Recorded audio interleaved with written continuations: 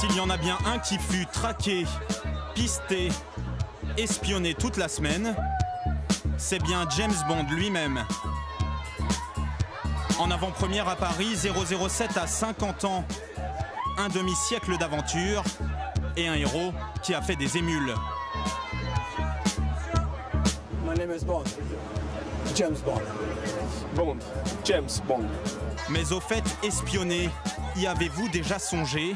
Parfois, quand je prends le portable d'une amie, je vais directement dans ses messages ou pour voir ce qui se passe, etc. Pour l'espionner. Pour l'espionner, voilà. Vous donnez un coup de fil, il suffit que vous le laissez poser sur la table. Votre conjointe n'a pas trop confiance en vous. Elle prend le portable, elle regarde les derniers numéros appelés. C'est votre cas, ça? Non, non. Je touche pas du tout à son portable. Voilà.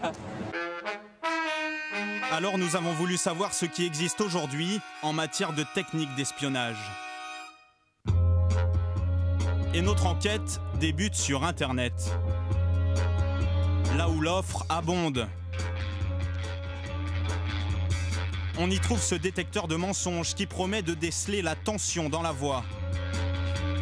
Ou cet amplificateur de son qui permettrait d'écouter une conversation à plus de 300 mètres de distance. Des accessoires insolites sur la toile, mais pas seulement. Certaines boutiques d'espionnage ont aujourd'hui pignon sur rue. À l'arrière de ce magasin, des objets qui, à première vue, n'ont rien à voir entre eux.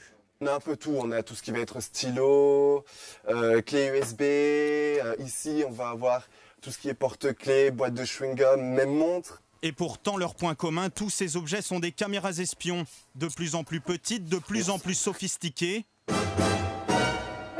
comme dans cette boîte de chewing-gum. On peut l'ouvrir pour pouvoir mettre des chewing-gums à l'intérieur, bien évidemment. Ensuite, au niveau de l'œil, donc vous avez la mini-caméra, donc qui est dissimulée, donc pour vraiment de la discrétion. Et derrière, bien sûr, vous avez tout ce qui va être système d'enregistrement et de recharge.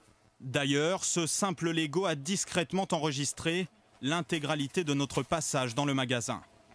Des accessoires en vente libre à moins de 100 € qui posent aujourd'hui question pour ce spécialiste des technologies de surveillance.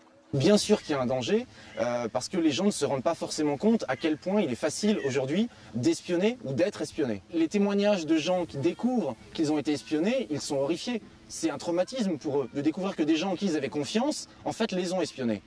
Et le champion des mouchards, le voici, votre téléphone portable. Il y a 2 ans, Pierre Fontaine a créé un logiciel d'espionnage des smartphones vendus sur Internet. Un mot de passe que vous configurez au préalable. Il contrôle chaque appel, le contenu des SMS et permet de localiser un téléphone. Ses clients, des parents, mais aussi des conjoints jaloux. Donc le cadre le plus sensible à l'heure actuelle, c'est dans les couples. C'est-à-dire le problème des couples, c'est que forcément c'est pour faire de l'espionnage pur. Et donc là, à ce niveau-là, la personne qui installe le logiciel la loi peut se retourner contre elle. Car espionner pose un problème légal. Le code pénal punit d'1 an de prison et de 45 000 € d'amende le fait de porter atteinte à l'intimité de la vie privée.